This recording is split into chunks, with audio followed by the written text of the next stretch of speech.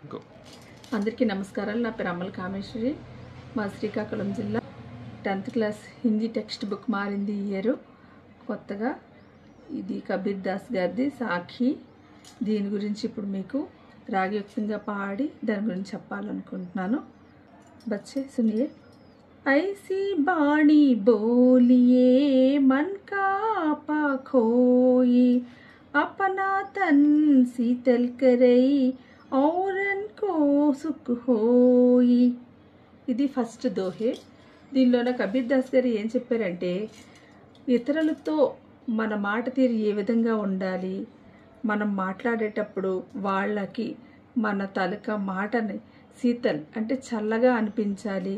దానివల్ల ఏంటంటే మన మాటలు వాళ్ళ హృదయానికి హత్తుకునేటట్టు, వాళ్ళకి బాధ కలిగించకపోయేటట్టు ఉంటే ఎదుటి వాళ్ళకి మనం మనసులో ఉంటాము, మనం కూడా సుఖంగా జీవించగలుగుతామని ఈ యొక్క దోహే యొక్క భావం. నెక్స్ట్ 2. కస్తూరి కుండల్ బసై మృగు ఢూంఢే బన్మాహి, ఐసే ఘటి ఘటి రామోహై దునియా దేఖై నాహి. రెండో దోహేలో ఏం చెప్పారు కబీర్ దాస్ గారంటే, ఇందులో జింక యొక్క నాభి ఉంటుంది కదా, జింక కస్తూరి అంటే సువాసనలు కలిగినటువంటిది. ఈ జింక యొక్క నాభి సుగంధమైనటువంటి వాసనల్ని వెలువడిస్తుంది. కానీ ఆ జింకకి తెలియదనమాట ఈ సుగంధాలు, ఈ కస్తూరి సువాసనలు ఎక్కడి నుంచి వస్తున్నాయా అని తెలియక వనమంతా వెతుకుతుంది. కానీ దానిలోనే ఉంది ఆ సువాసన అన్న విషయము ఆ జింక గ్రహించలేకపోతుంది. అలాగే మనుషులందరూ కూడా వాళ్ళలోనే భగవంతుడు ఉంటాడు, అది వాళ్ళు గ్రహించకుండా ఎక్కడెక్కడికో తీర్థయాత్రలకి గుళ్ళని గోపురాలని తిరుగుతుంటారు. మన మనసులోనే ప్రేమ గనక ఉంటే మన మనసులోనే భగవంతుడు ఉంటాడు. అందరినీ మంచి చేసేటటువంటి గుణము మనలోనే ఉంటుంది కాబట్టి మనలోనే భగవంతుడు ఉంటాడు. అది మనకి తెలియక మూర్ఖత్వంగా గుళ్ళు గోపురాలని తిరుగుతాము అని చెప్పి కబీర్ దాస్ చెప్తున్నారు జ్ఞానం కోసం. 3rd one. जब मैं था तब हरि नहीं, अब हरि है मैं नाही, सब अंधियार मिट गया जब दीपक देखा मही. ఇది 3rd one. దీని గురించి ఏం చెప్పారు కబీర్ దాస్ గారు అని అంటే, జబ్ మై థా తబ్ హరి నహి, ఎప్పుడైతే మనలో గర్వం అనేది మొదలవుతుందో అప్పుడు మనలో ఉన్నటువంటి భగవంతుడు మాయమవుతాడు అని చెప్పారు. సబ్ అంధియార్ మిటిగయ్య, మొత్తం అంతా కూడా అంధకారం అయిపోతుంది. మన మనసులో ఉన్నటువంటి ఆ భగవంతుడి మాయమయ్యి, అంధకారం అంటే ఏంటి, జ్ఞానం అంతా కోల్పోయి మనము ఎప్పటిలాగా అజ్ఞానం ఇముడుకుంటామని. అయితే ఎప్పుడైతే భగవంతుడు మనలో వెళ్ళిపోయిన తర్వాత మనం ఏమవుతామో, మనం అజ్ఞానులుగా మిగిలిపోతాం అన్నమాట. జబ్ దీపక్ దేఖ్యామాహి అంధకార్, అప్పుడు ఏంటి, మనం ఎప్పుడైతే అజ్ఞానాన్ని తొలగించబడతాదో అప్పుడు జ్ఞానం అనే దీపాలు మనలో వెలుగుతాయని చెప్పి కబీర్ దాస్ గారు ఈ దోహేలో చెప్పారనమాట. నాకు 4th one.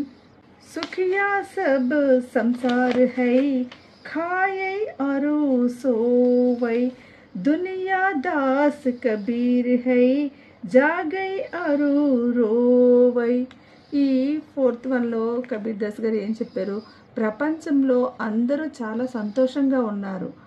ఏం చేస్తున్నారు, వాళ్ళు తింటున్నారు, పడుకుంటున్నారు, ఇదే పనిలో చేస్తూ వాళ్ళేమో హ్యాపీగా ఉంటున్నారు. కానీ ఎవరు ఇక్కడ దుఃఖిస్తున్నారంటే కబీర్ దాస్ గారు దుఃఖిస్తున్నారు. ఎందుకు దుఃఖిస్తున్నారు అని అంటే, ఈ దోహేలో భగవంతుడిని పక్కన పెట్టి భగవంతుడు అన్న విషయాన్నే మర్చిపోయి ప్రజలందరూ ఉంటున్నారు. ఈ భగవంతుడు అనేటటువంటి వాడు మనసులో ఉంటే గనక వాళ్ళు ఎప్పుడు కూడా ఆరోగ్యంగా ఆనందంగా ఉంటారు. అలా లేకుండా తింటున్నారు, పడుకుంటున్నారు, నిద్ర లేకుండా ఎవరు ఉంటున్నారు ఇక్కడంటే కబీర్ దాస్ గారు ఉంటున్నారు. ఎందుకు ఎప్పుడు కూడా అందరి కోసం ప్రజల కోసమే ఆలోచిస్తూ అలా ఉండడం వల్ల కబీర్ దాస్ గారు చాలా బాధపడుతూ రాసినటువంటి ఈ దోహే 4th one. కబీర్ దాస్ గారు ఈ దోహేలో ఏం చెప్పారంటే, ప్రేమికులు విరహంతో ఎలా అయితే ఉంటారో వాళ్ళ మనసులో విషం అనమాట. విషం నిండుకొని అంటే పాము, సాంపుకి ఎలాగైతే భువంగం, సాంపుకి ఎలాగైతే ఆ విషం ఉంటుందో అంటే ఆ విరహం అనేటటువంటి విషం, దాన్ని ఎవరు కూడా తీయలేరు. ఏ విధంగా తీయలేరు, ఎంత మంత్రాలు వేసినా ఎంత తంత్రాలు చేసినా ఏం చెప్పినా సరే వాళ్ళకి ఏం అర్థం కాదు. ఆ విధంగా ఈ రాము బియోగి నా జీవై అంటే ఏంటి, రాముడు అంటే భగవంతుని ఎవరైతే ధ్యానిస్తారో వాళ్ళు ఎల్లప్పుడూ కూడా దేవుడి సన్నిధిలోనే గడపాలని చూస్తారు. ఒకవేళ వాళ్ళని దేవుడికి దూరం చేసినా సరే పిచ్చి వాళ్ళలాగా అయిపోతారనమాట. అంటే అంత ఎక్కువగా భగవంతుడిని వాళ్ళు నమ్మడం అనేది జరుగుతుంది అని చెప్పి కబీర్ దాస్ గారు ఈ దోహేలో చెప్పారు. నెక్స్ట్ దోహేకి వెళ్తే, నిందకు నేడా రాఖియే ఆంగణి కుటి బంధాయి बिन सावन पानी बिना निर्मल करई सुभाई. बिन सावन पानी बिना నిర్మల్ కరై సుభాయి అంటే నిందకి నేడ రాఖీ. మనము ఎప్పుడైనా సరే ఎవరైనా మన తప్పులను పట్టుకొని ఉన్నారు అని అంటే వాళ్ళ ఆంగణి అంటే ఆ వాకిలి, మన వాకిల్లోనే మన కుటీరంలోనే వాళ్ళని ఉంచాలంట. మన తప్పులు ఎవరైతే ఎంచుతారో వాళ్ళని మనకి దగ్గరలో ఉంచుకోమంటున్నాడు కబీర్ దాసు. ఎందుకు అనంటే మనం ఏ సావన్ పాని, ఏ నీరు అవసరం లేదు, ఏ సబ్బు అవసరం లేదు. సావన్ మన సబ్బు, ఏ సబ్బు కూడా అవసరం లేదు, సోపు ఏ సబ్బు కూడా అవసరం లేదు, ఏ వాటర్ కూడా అవసరం లేదు. వాళ్ళే మనల్ని నీట్గా ఉతికేస్తారనమాట. అంటే ఉతికేయడం అంటే ఏంటి, మన యొక్క తప్పులన్నిటినీ కూడా వాళ్ళు సాఫ్గా చేసేస్తారు. ఎప్పటికప్పుడు మన తప్పులన్నిటినీ పక్కన పెడితే, అంటే వాళ్ళు ఉన్నారు కాబట్టి మనం ఏ తప్పులు చేయకుండా మాటికి వాళ్ళు ప్రశ్నిస్తూ ఉంటారు కాబట్టి జాగ్రత్త పడుతూ ఉంటాం. అందువల్ల ఎవరు నీ తప్పుల్ని ఎవరైనా కనిపెట్టారంటే వాళ్ళని నీ దగ్గరే ఉంచుకో, వాళ్ళని ద్వేషించకు, దానివల్ల నువ్వే మంచి మార్గంలో నడుస్తావని చెప్పి కబీర్ దాస్ గారు ఈ దోహేలు అన్నారు. నెక్స్ట్ దోహేకి వెళ్తే, పోతి పడి పడి జగ్మువా పండిత్ భయా నా కోయి ఏకై అశిర్ పీబ్ కా పడైసు పండిత్ హోయి. పోతి పడి పడి జగ్మువా అంటే ఏంటి, చాలా పెద్ద పెద్ద పుస్తకాలు చాలా చదివేసి పండితులు అయిపోతున్నారు అని అంటే ఎట్టి పరిస్థితుల్లోన అలా పెద్ద పెద్ద పుస్తకాలు గ్రంథాలు చదివిన వాళ్ళు పండితులు కారంట. ఏకై ఆశిర్ పీవుకా అంటే ఏం చెప్పారు, ఒక అక్షరం కూడా ఎలా నేర్చుకోవాలి, ప్రేమ అనేటటువంటి అక్షరాలు నేర్చుకుంటే వాళ్ళే పెద్ద పెద్ద పండితులు కాగలరు.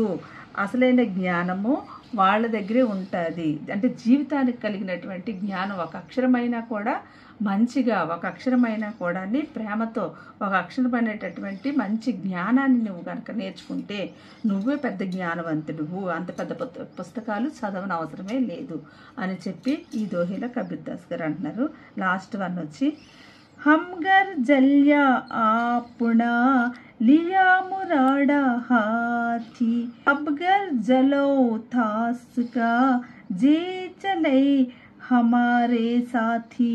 ఈ దోహేలో ఏం చెప్పాడంటే కబీర్ దాస్ గారు, హమ్గర్ జాల్యా ఆపణ అంటే ఏంటి, నా ఇంటిని నేను తగలబెట్టుకుంటాను. ఎందుకు, దేంతో తగలబెట్టుకుంటాను, కాగడా తీసుకొని నేను తగలబెట్టుకుంటాను. అంటే ఇక్కడ కాగడా అంటే దేనికి తగలబెట్టుకున్నారు, నా అజ్ఞానాన్ని నేను నా కాగడా అనేటటువంటి జ్ఞానంతో తొలగించుకున్నాను అని చెప్తున్నారనమాట. నా ఇంటిని, ఆ ఇల్లు అంటే ఏంటి, అహంకారం, ఆ ఇల్లు అంటే ఏంటి, గర్వం, ఆ ఇల్లు అంటే ఏంటి, గర్వం అంటే నా అజ్ఞానం అనే దాన్ని కాగడాతో జ్ఞానం అనే కాగడాతో నేను తగలబెట్టుకున్నాను. అలాగే నన్ను నమ్మేవాళ్ళు నా త్రోవకి గనక వస్తే మిమ్మల్ని కూడా మీలో ఉన్నటువంటి అజ్ఞానాన్ని తొలగించి జ్ఞానం అనేటటువంటి కాగడాతో మిమ్మల్ని వెలిగించాలని అనుకుంటున్నాను అని చెప్పి ఈ లాస్ట్ వన్ దోహేలో కబీర్ దాస్ గారు చెప్పారు. పిల్లలు, దీంట్లో ఇంకా ఏమైనా డౌట్స్ ఉంటే మీరు కామెంట్ బాక్స్లో పెట్టండి. ధన్యవాదాలు. లైక్ చేయండి, షేర్ చేయండి, సబ్స్క్రైబ్ చేయండి. కొత్త టెక్స్ట్ బుక్ కదా, ఏమైనా చిన్న చిన్న మిస్టేక్స్ ఉంటే కనుక కొద్దిగా మీరు కూడా చదివి దాన్ని క్లారిఫై చేసుకోండి. Thank you.